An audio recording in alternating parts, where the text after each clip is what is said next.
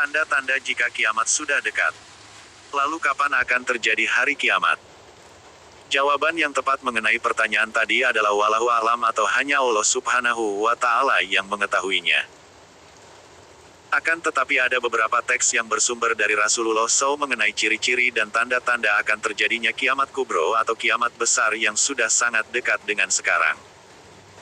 Perlu pembaca ketahui bahwa kiamat terbagi menjadi dua, kiamat sugra, kecil, dan kiamat kubro, besar. Kiamat kubro tidak akan terjadi jika tanda-tanda kiamat sugro belum banyak yang muncul. Dan di bawah ini adalah beberapa ciri dan tanda kiamat sugro. Asteris tanda-tanda kiamat kecil asteris.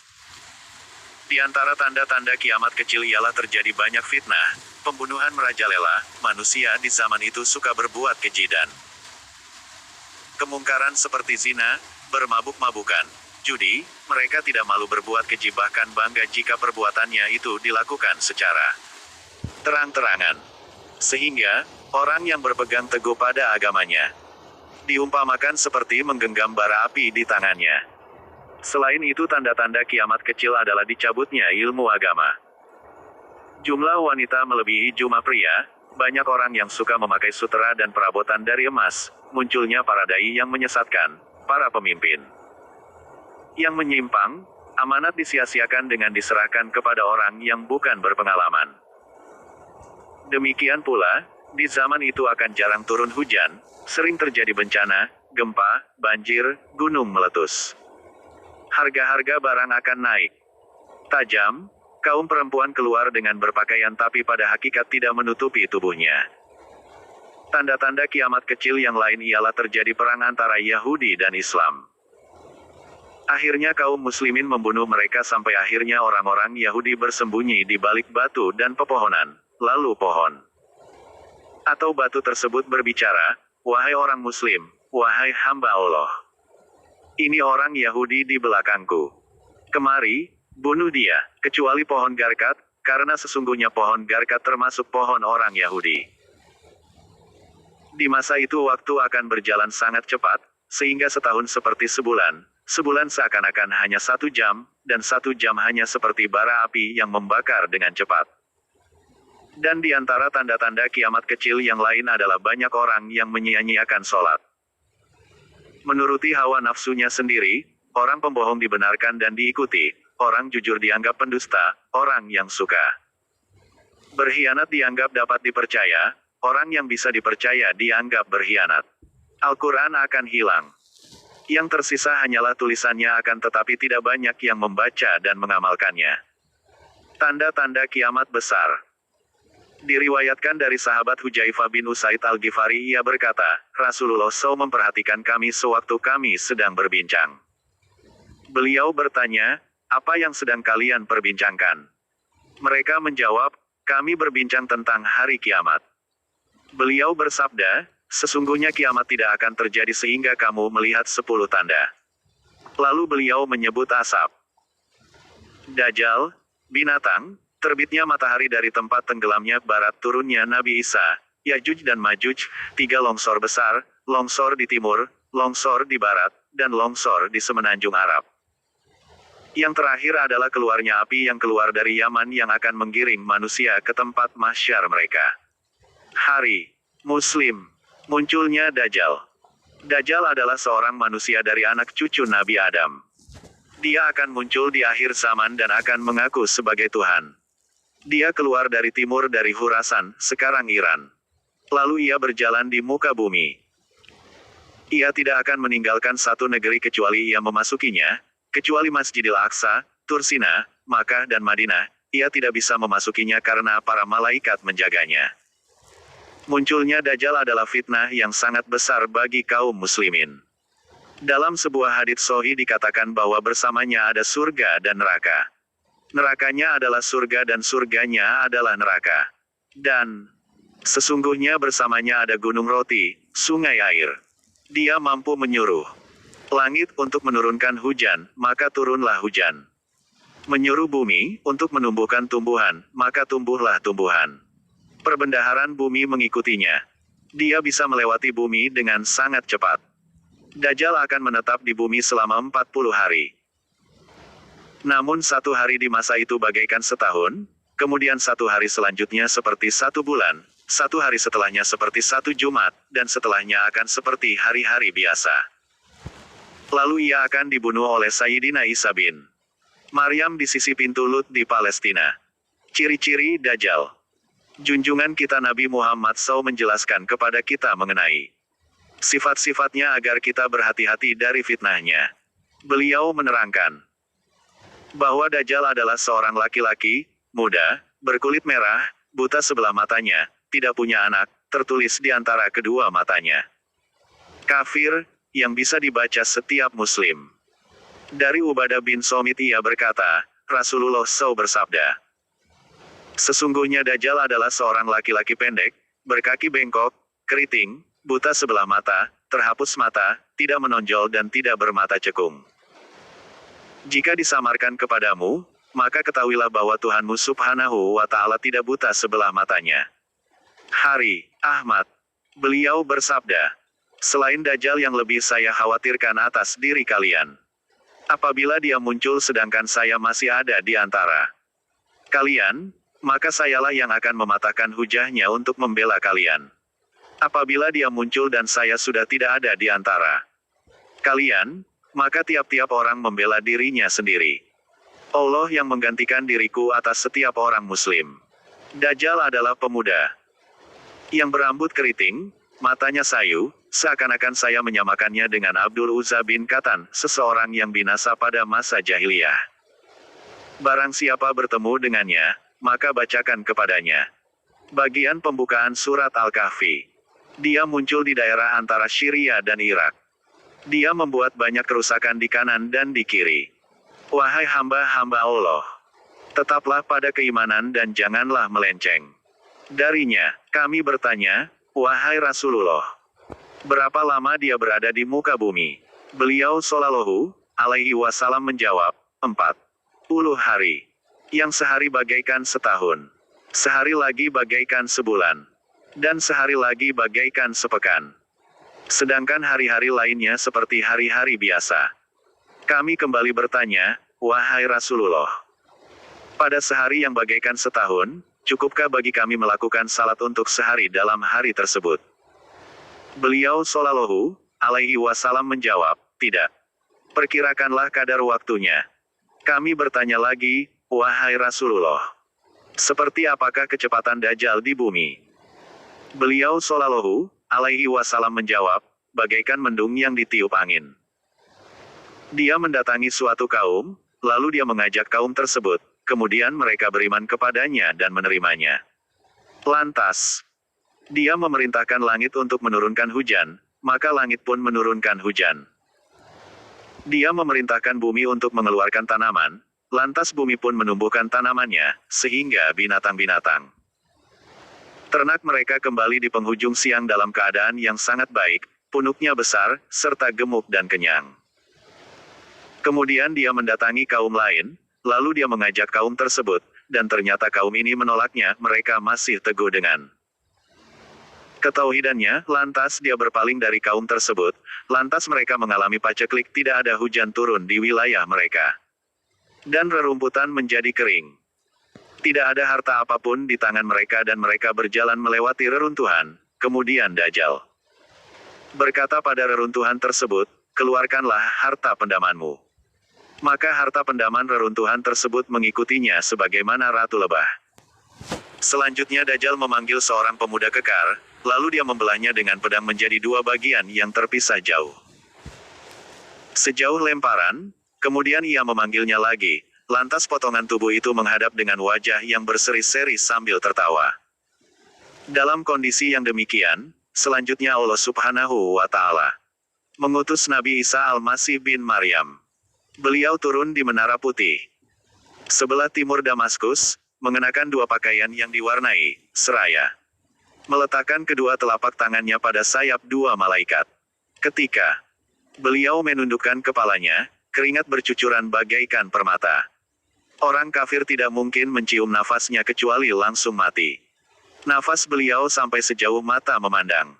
Kemudian Nabi Isa mencari Dajjal sehingga beliau menemukannya di Bablut, nama tempat Syria. Lalu Nabi Isa membunuhnya. Selanjutnya Nabi Isa mendatangi kaum yang telah dilindungi oleh Allah dari Dajjal, lalu beliau mengusap wajah-wajah mereka, beliau menjelaskan kepada mereka derajat mereka di surga. Dalam kondisi demikian, Allah Subhanahu wa Ta'ala memberi wahyu kepada Nabi Isa alaihi salam, sungguh, aku telah mengeluarkan hamba-hambaku. Tidak ada seorang pun yang mempunyai kemampuan untuk memerangi mereka. Kumpulkanlah mereka ini ke Bukit Tursina. Jadikanlah Bukit Tursina sebagai benteng. Selanjutnya Allah Subhanahu wa Ta'ala mengirim Yajuj Majuj. Mereka turun dengan cepat dari seluruh tempat yang tinggi. Orang pertama di antara mereka melewati Danau Tabariyah, lalu mereka meminum airnya.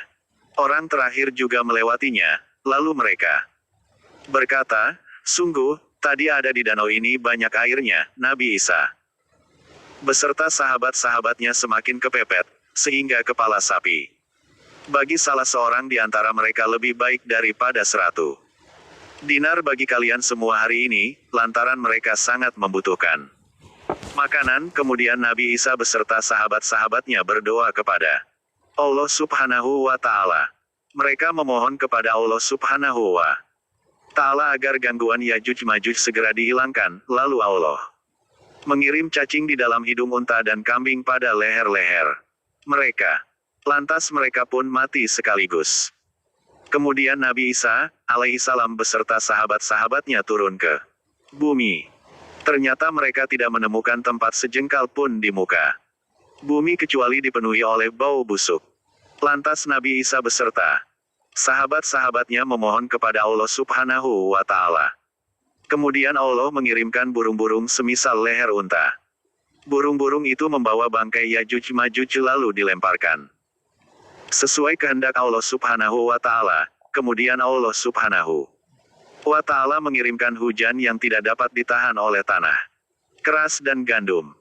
Kemudian bumi dicuci bersih sehingga seperti kaca. Lalu dikatakan kepada bumi, tumbuhkanlah buah-buahmu dan kembalikanlah berkahmu. Pada hari itu sekelompok orang memakan delima dan mereka berteduh dengan kulitnya. Air susu sangat diberkahi. Bahkan, seekor unta yang hampir melahirkan mencukupi untuk sekelompok orang banyak. Seekor sapi yang hampir melahirkan mencukupi untuk satu kabilah. Seekor kambing yang hampir melahirkan mencukupi satu suku. Dalam kondisi demikian, tiba-tiba Allah Subhanahu wa Ta'ala mengirimkan angin yang baik, lalu angin ini mengena mereka di bawah ketiak mereka, sehingga ruh setiap orang mukmin dan muslim dicabut. Yang masih tersisa tinggal orang-orang jahat. Orang-orang pun melakukan hubungan seks. Sebagaimana keledai, artinya lelaki dan perempuan melakukan hubungan seks secara terang-terangan di hadapan banyak orang tanpa rasa malu bagaikan keledai. Maka, dalam kondisi demikian datanglah hari kiamat, hari Muslim, tempat keluarnya Dajjal. Dari An-Nawas bin Saman ia berkata, Rasulullah SAW menyebutkan tentang Dajjal. Sesungguhnya ia akan keluar dari celah-celah antara Syam dan Irak, berbuat kerusakan di kanan dan di kirinya. Hari Muslim, tempat-tempat tak bisa dimasuki Dajjal. Dari Anas bin Malik, ia berkata, Rasulullah SAW bersabda, tidak ada satu kota melainkan akan diinjak oleh Dajjal kecuali Makkah dan Madinah. Muttafaq alaih. Dari seorang laki-laki dari sahabat Nabi, sesungguhnya Nabi SAW menyebutkan tentang Dajjal. Dan ia tidak bisa mendekati 4 masjid. Masjidil Haram, Masjid Madinah, Masjid At-Tur, dan Masjidil Aqsa. Hari Ahmad. Asteris pengikut-pengikut Dajjal asteris. Mayoritas pengikut Dajjal adalah kaum Yahudi, ajam bangsa selain Arab Turki, dan berbagai manusia, kebanyakan dari bangsa Arab Badui. Dan wanita. Dari Anas bin Malik, sesungguhnya Rasulullah SAW bersabda, yang mengikuti Dajjal dari Yahudi Asfahan sebanyak 70.000 orang, mereka memakai jubah hijau. Hari Muslim. Cara agar terhindar dari fitnah Dajjal. Rasulullah SAW bersabda, barang siapa yang menghafal 10 ayat dari permulaan surah Kahfi maka ia akan aman dari gangguan Dajjal. Dan dalam teks lain, barang siapa yang menemuinya dari kamu, maka hendaklah ia membaca pembuka surat Al-Kahfi. Hari Muslim. Turunnya Nabi Isa bin Maryam. Setelah Dajjal keluar dan berbuat kerusakan di muka bumi, Allah Subhanahu wa Ta'ala akan menurunkan Nabi Isa bin Maryam. Beliau turun ke bumi di sisi Menara Putih sebelah timur Damaskus. Surya, dia meletakkan kedua telapak tangannya di atas sayap dua malaikat, lalu ia membunuh Dajjal. Ia akan memerintah di bumi dengan hukum Islam. Di masa itu dunia akan tentram dan damai. Nabi Isa akan menetap di bumi selama 7 tahun dan kemudian ia meninggal dunia. Keluarnya Yajuj dan Majuj. Yajuj dan Majuj adalah dua umat dari keturunan Nabi Adam. Mereka adalah laki-laki yang kuat, tak ada seorang pun yang bisa melawannya. Keluarnya mereka termasuk salah satu tanda hari kiamat yang besar. Mereka akan membuat kerusakan yang sangat besar di muka bumi. Kemudian, Nabi Isa dan para sahabatnya berdoa untuk kebinasaan mereka, maka mereka semuanya mati. Yajuj dan Majuj merupakan kabilah dari keturunan Yafits bin Nuh. Mereka akan muncul di akhir zaman setelah dinding penghalang yang dibuat oleh Zulkarnain jebol. Kemudian mereka membuat kerusakan di muka bumi dengan berbagai macam tindakan yang keji. Saking banyaknya jumlah mereka akan memakan makanan dan tanaman apa saja yang dijumpainya dan meminum danau Tabariyah sampai seakan-akan tidak pernah ada airnya. Hingga apabila dibukakan tembok Yajuj dan Majuj, dan mereka turun dengan cepat dari seluruh tempat yang tinggi. Qs. Al-Anbiya, 96. Setelah turunnya Nabi Isa dan para sahabatnya ke bumi, beliau berdoa kepada Allah. Lalu Allah mengirim burung-burung yang membawa Yajuj dan Majuj dan melemparkan mereka di tempat yang dikehendaki oleh Allah Subhanahu wa Ta'ala. Kemudian Allah mengirimkan hujan untuk membersihkan bumi.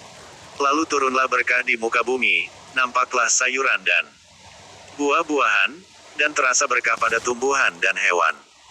Asteris 3 peristiwa terbenamnya tanah longsor, asteris.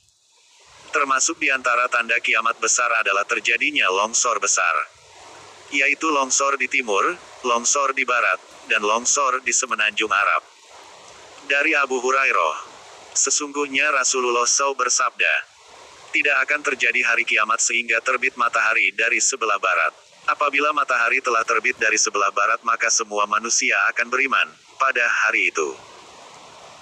Tidaklah bermanfaat lagi iman seseorang bagi dirinya sendiri yang belum beriman sebelum itu, atau dia belum mengusahakan kebaikan dalam masa imannya, muttafaq alaihi.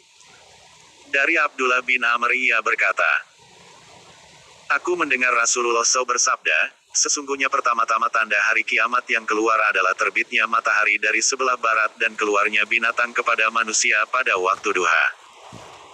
Apapun juga dari keduanya yang lebih dulu dari yang lain, maka yang lain itu akan menyusul dalam waktu dekat. Hari Muslim. Keluarnya binatang melata. Keluarnya binatang melata di akhir zaman adalah salah satu tanda kiamat besar. Ia akan muncul dan memberi tanda pada manusia di atas hidung mereka, mengekang hidung orang kafir dan menerangi wajah orang yang beriman. Di antara dalil-dalil keluarnya adalah, dan apabila perkataan telah jatuh atas mereka, kami keluarkan sejenis binatang melata dari bumi yang akan mengatakan kepada mereka, bahwa sesungguhnya manusia dahulu tidak yakin kepada ayat-ayat kami. Qs. An-Naml 82. Dari Abu Hurairah, ia berkata, Rasulullah SAW bersabda, jika telah keluar 3 perkara maka tidaklah bermanfaat lagi iman seseorang bagi dirinya sendiri yang belum beriman sebelum itu, atau dia belum mengusahakan kebaikan dalam masa imannya. Terbitnya matahari dari sebelah barat, Dajjal, dan binatang melata dari bumi. Hari Muslim. Keluarnya api yang menggiring manusia. Akan muncul api besar dari Yaman, dan itu merupakan tanda-tanda kiamat yang besar dan tanda pertama yang mengabarkan pada hari itu tentang terjadinya hari kiamat. Ia akan keluar dari Yaman, kemudian tersebar di bumi dan menggiring manusia menuju padang mahsyar. Dari Anas bin Malik, sesungguhnya Abdullah bin Salam ketika masuk Islam, ia bertanya kepada Nabi tentang beberapa masalah. Di antaranya, apakah pertama-tama tanda hari kiamat? Nabi menjawab, adapun pertama-tama tanda hari kiamat adalah adanya api yang menggiring manusia dari timur ke barat. Hari Bukhari. Ia